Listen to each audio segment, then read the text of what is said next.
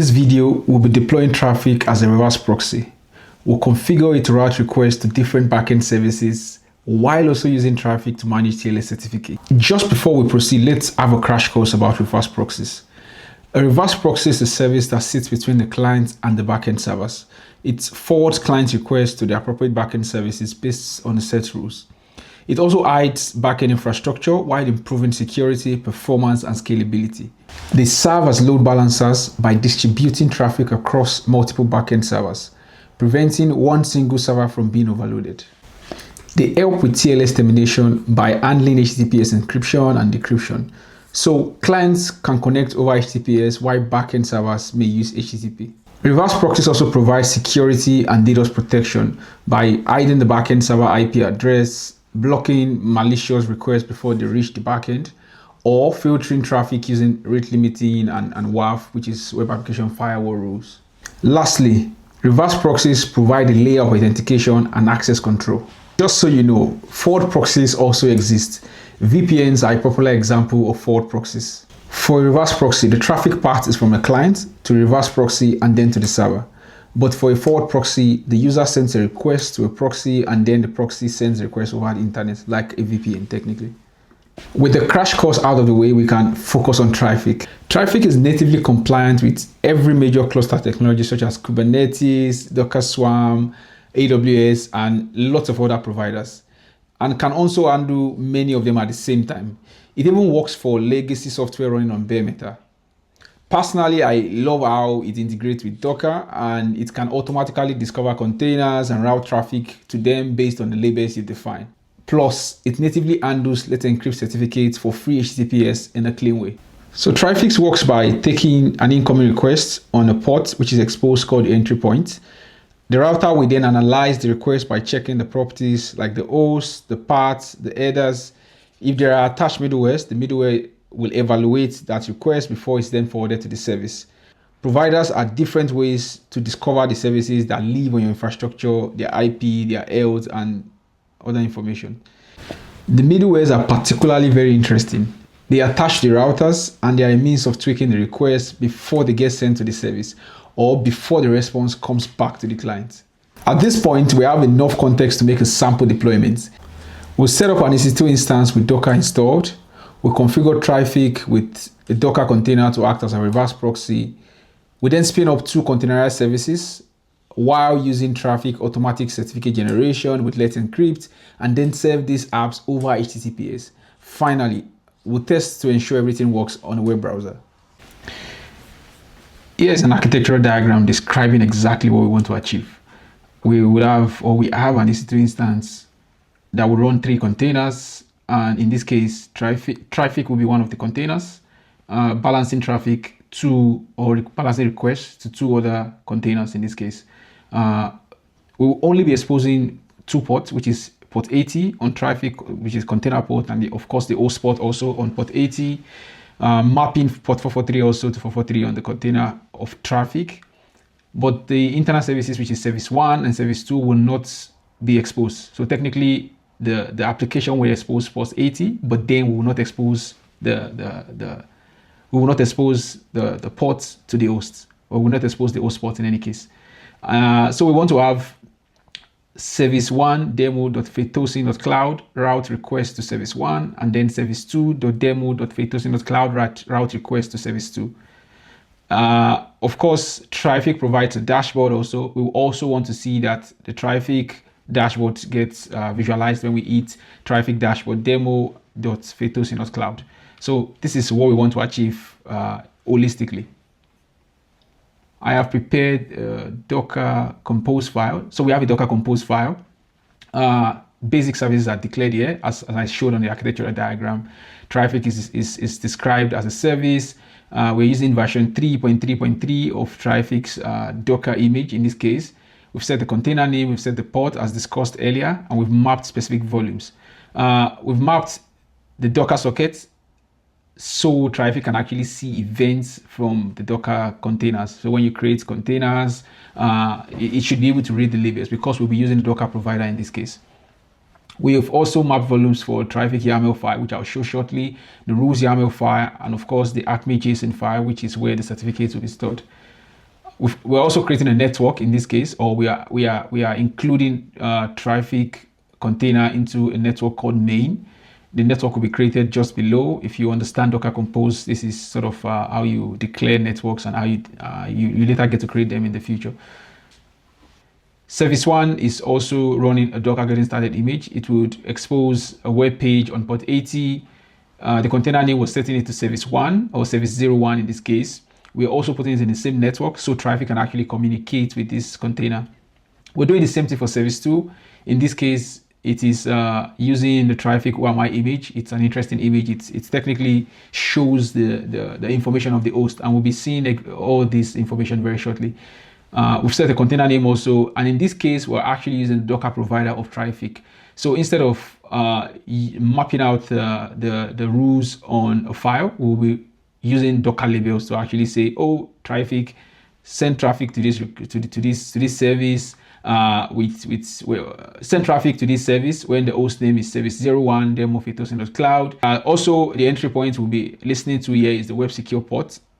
TLS, of course, is enabled. We're setting a resolver. The resolver is described in the file I'll be showing very shortly. And of course, this is where we create the network. So I think the next interesting thing is the rules.yaml file, which is actually, I think we should see the Traefik YAML file first, which is technically the configuration of Traefik server itself. Nothing fancy. We're enabling logs and of course specifying the access log parts in this case. And of course, as I mentioned earlier, we'll be enabling the Docker provider, specifying the endpoint for the Docker socket. And of course also properties like watching new containers being created. And of course, we don't want, in this case, containers to be exposed by default. We want to actively enable Traefik to send traffic to those containers. We are also using the file provider in this case. And of course, the rules for the file provider will be in this rule.yaml file. We are also watching this file for active changes, so we don't have to redeploy the Traefik service. We're enabling the dashboard also because we'll be exposing the dashboard via the web browser too. And of course, entry points, 2 entry points like we stated with the Docker Compose. It will be port 80 and port 443. In this case, we want to forward all traffic coming into port 80 to a secure port, which is the port 443, and it will be sort of secured with TLS certificates. Talking about the certificates, we want resolvers that will technically help us get those certificates for us to use. And in this case, very, very basic setting. I'm using the HTTP challenge here. And that's because I don't have to sort of give Traefik access to my DNS provider. In this case, if I wanted to use the DNS challenge, I would have to set up credentials to actually allow Traefik to update records on my DNS provider. But HTTP challenge is very smooth. It means I have pointed the server itself to the DNS names I want to use, and I will show that when I open the rules file. The rules file is where the main routing happens. So you have this this block. In this case, I'm using just HTTP protocol, and I'm using middlewares. I'm using a couple of middlewares actually. So basic auth is one of the middlewares I'm using. So I want a username password to protect my services, or to protect services I want you to protect in any case. So I've created an instance of the basic auth middleware called test auth in this case. And to generate a username and password, you technically have to generate a hashed password using this command that I've put here. You probably, of course, have to install the htpasswd binary. Very easy. If you try to run this command, it doesn't work. You would see the command to actually install the binary. So I've taken time to generate a couple of users, and just to show that you can actually have multiple usernames and passwords to one service or multiple services. It's technically very flexible. And of course, again, these passwords are hashed. So what you see here is not the real password, and I've sort of expressed that this is the username here is test, of course, and of course the password is password, because again it's hashed. You cannot see the plain text. And I'm also using an HTTPS redirect scheme to redirect HTTP requests to HTTPS. And routers are actually an interesting one, yeah? I've created a dashboard router so I can see the Traefik dashboard. The entry point is web secure. That's port 443 by default. We've not changed that. The rule that will technically guide us to the dashboard is when a request is coming into Traefik and it matches the host name, Traefik dashboard.demo.faithhosting.cloud. Of course, we are enabling middlewares, like I explained earlier. The test auth middleware is technically the basic auth that would have to provide username and password. We would also use the HTTP redirect scheme to make sure that the HTTPS redirect scheme to also make sure that we are actually only serving HTTPS requests or receiving HTTPS requests. And we're pointing this to Traefik dashboard service, which is declared just here, below here. So I have services here. I think actually I should move the services up. Let me move them up because I think logically it makes sense to see the services before. So yeah, so I think, oh, okay, I think. So we have the services in this case, the services want to send requests to, and these are for the 5 providers. Yeah, we are specifying the Traefik dashboard as a service. Is a type load balancer. Everything is in the documentation, and because Traefik itself is exposing the dashboard on port 80, we can use the loopback address. In this case, 127.0.0.1. And we're also exposing a service 1 or the service 1 Docker container. It's a load balancer type service again.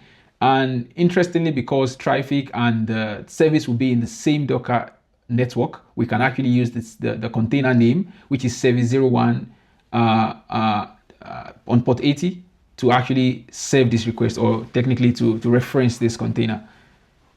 And of course, routers is what ties everything together. So the dashboard router will try the entry points. The rule we are specifying here is if a request is coming in with Traefik dashboard.demo.faithhosting.cloud, we want this request to be sent to the Traefik dashboard service in this case. And we're specifying middlewares. In this case, we have test auth. So we are requesting that the client or the user enters a username and a password like we described above. It must match one of the ones we described above, of course. We are also using the HTTPS redirect scheme, which is enforcing HTTPS which is enforcing HTTPS in any case. We are also using the HTTPS redirect scheme to enforce HTTPS from the entry points. And of course, we have the second service, which is the Docker container running the service 1 Docker container. We're specifying that when a DNS name matching service 01.demo.faithhosting.cloud, when a request matching our DNS name comes in, we want the request to be forwarded to the service 01. And of course, again, there are middlewares involved here, and we are using TLS certificates in this case also to generate certificates for service 01.demo.faithhosting.cloud. And also additionally, we're generating certificates for service 02.demo.faithhosting.cloud. I'm just trying to show that you can actually generate the certificate down here. And oh, okay, I think I have to remove the service because I moved them up in any case.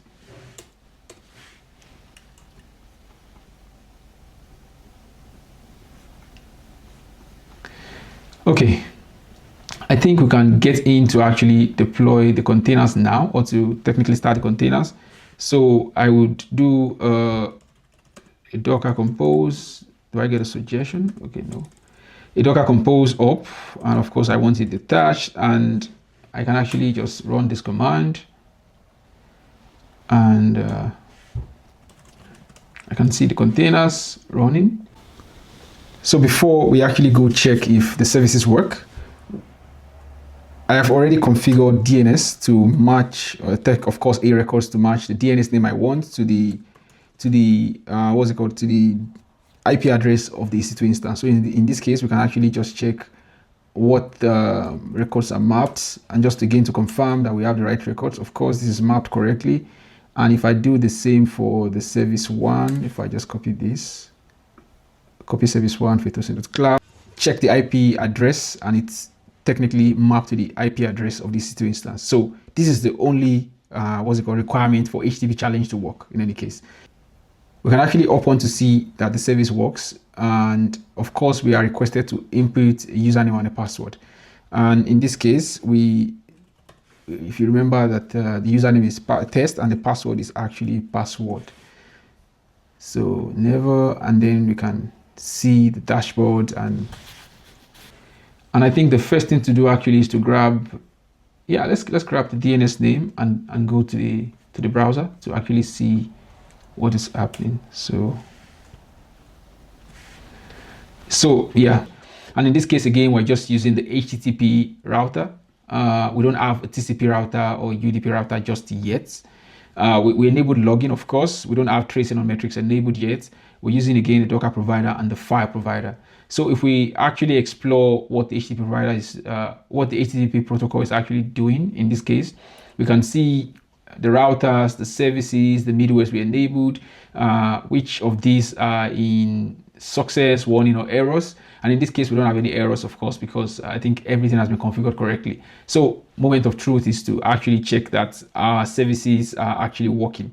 So I can I'll grab the DNS for the first service and then try to hit it. And of course, we can see that service 1 demo, and I can actually make this bigger.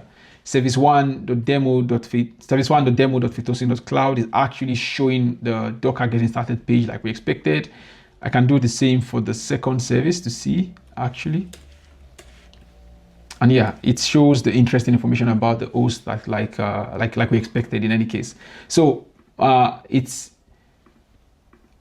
everything again is on HTTPS, and we can actually inspect the certificate that we got, and we can see that the common name for the certificate is just as we expected. And I can actually check this also for the second service.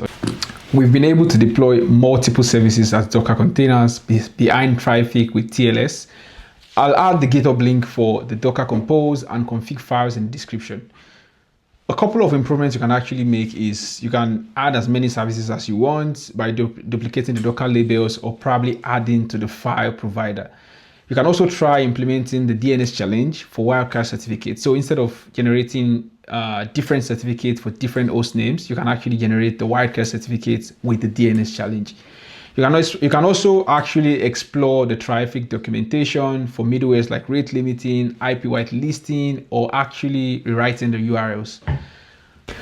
I hope this video has helped you understand how to set up Traefik as a reverse proxy serving multiple Docker services with TLS enabled. Thanks for watching and see you in the next one.